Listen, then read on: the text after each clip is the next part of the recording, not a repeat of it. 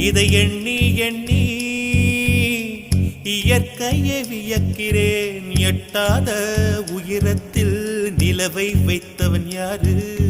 பெண்ணே